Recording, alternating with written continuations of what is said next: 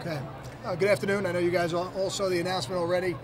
It's great to officially have Mitch on board. He's out here at practice today already working with our offensive line, which I think as we go forward, not just for the bowl game, but everything beyond, will be a positive with the players coming back in that position. Questions? What specifically do you like about Coach Browning and what he brings to the offensive line? You know, I think Coach Browning's got a track record of success, running the football at all the BCS places he's been. And when you look at what he's been able to do in each of those places, there's been improvements. You know, close to 50 yards a game improvement in 1 year at Tennessee. I think they led the SEC in least amount of sacks. When they went to Kansas, I don't think they had a winning record for 9 years, and they had 2 top 25 finishes while they were there. And they broke records at Minnesota, and that's really when I started to know who Mitch Browning was as a line coach. We didn't know each other personally, but 3 consecutive 3,000-yard seasons, 3 consecutive years with 2,000-yard rushers. I mean, it's just a tremendous amount of success, and I think somebody that can also help us on the road recruiting. He's an accomplished recruiter and somebody who's recruited against the schools we're going to be competing with. When you look at him and being able to coach here and get ready to coach in a bowl game, how much does that help in evaluation moving forward as you get ready for spring and everything? I think there'll be certainly some things that he's going to want to work on with the players in the limited amount of time that he'll be with them right now. But I think it's probably the best evaluation you could have would be to be out here with him at practice and to have another game week to go through it. And I think he'll have a really good idea of what we have in-house, and then we'll see what we can add to it, between now and next season. Why? The fact that he coached the last 2 years at Ashland and Davidson after coaching the Big Ten and other major conferences, why is that not worrisome to you? I mean, this profession is the rises in this profession are not always steady. He spent 21 years with Glenn Mason. I think anytime you work for the same person for that amount of time, it limits your circles a little bit in the coaching profession. So I think the people that have studied what Mitch Browning has done at the major colleges he's been at, you won't find an offensive coach in the country that wouldn't be very impressed with it. How close are you to the other openings? Are you close at all? I would say I'm at the beginning stages right now. I wouldn't anticipate those happening before the bowl game.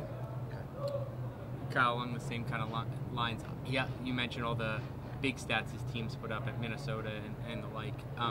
Davidson's offensive line really struggled this year. Is that kind of, do you just throw that out as he was only there 1 year and it's a different caliber of talent? Really, they're less than a year. I don't think they've won more than 4 games since 2007. So I know they've got a young head coach and a new head coach who was in his first year last year, and they're at the beginning stages of what they're building. But I think when you look at Mitch Browning's body of work and what he's been able to do, not just recruiting, but in the run game and in pass protection, it's very impressive. And there's no doubt that he will bring a level and a standard of toughness to that offensive line room that I think is going to be good for us. Do you like that he's coached it? I mean, I know he's only at Syracuse for a year, I think, but do you like that he's coached in this area recruiting-wise? Do you like that he's coached in this area too?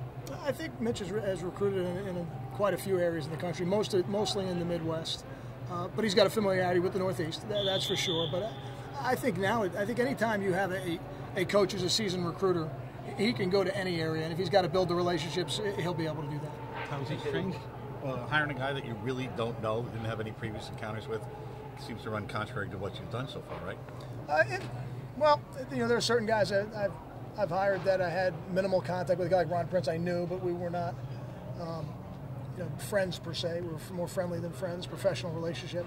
A guy like Norris Wilson I had never worked with. Joe Rossi I had never worked with, although he had worked with Rob Smith, so there was a connection once removed. I don't think, to me, it really is not an issue. In the hiring process, there are going to be people that come to mind quicker, maybe because you know them. But Mitch Browning is somebody that I know of professionally, and when I sat down and interviewed him, there was no doubt to me that he was the right guy. With Ron Prince's line schemes being a little more complicated than most, how much of an adjustment period is there for a new coach coming in with those? I'm not sure why you would say they're more complicated than most. As a line coach, I don't feel that they're more complicated than most. Yeah, most teams have gap schemes. We have gap schemes. Most teams have zone schemes. We have zone schemes. And then most teams have man schemes, or what other people refer to as pin-pull schemes, and we have those as well. I think every coordinator in this offense has chosen to accentuate different parts of that. Now, Mitch Browning, when they were at Minnesota, ran a very similar style of run game to what we're doing, and the protections weren't identical, but not that dissimilar either. So I don't think there'll be any transition issues there. Kyle, with the 2 openings you have, are you definitely going to fill a quarterbacks coach? You said you might have Ron just do that and there'd be an opening somewhere else. Have you figured that out? Coach Prince is going to coach quarterbacks going forward. So to be determine what the other opening will be. Correct. Kind of switching gears. How important is it to end a season with a win in the bowl, kind of send your guys into the offseason on a positive note? It's always the goal. Anytime you have an opportunity to be 1-0, you want to take full advantage of it. I think the other thing is this: when we talk about our program, we talk about it being a championship program. We have an opportunity to be the New Era Pinstripe Bowl champions for 2013, and I think that's very important to our program. Going back to Coach Browning, do you think that kind of opens up some doors in the Midwest, going forward into the Big Ten that you may not have had from a recruiting standpoint? I think what we've seen already is that there's going to be an interest level in us from some areas that before we were in the Big Ten wasn't really the case, and I think that's why when this recruiting class is ultimately finished, there'll be some locations that are a little bit unique to us in recruiting, and I don't think that'll be the last time that happens. But recruiting for us will always begin in New Jersey with the state of Rutgers, and then we'll branch out from there. But we'll go anywhere in the country where we can find a player that wants to be a part of our program and can help us win the national championship. Thank you. Okay.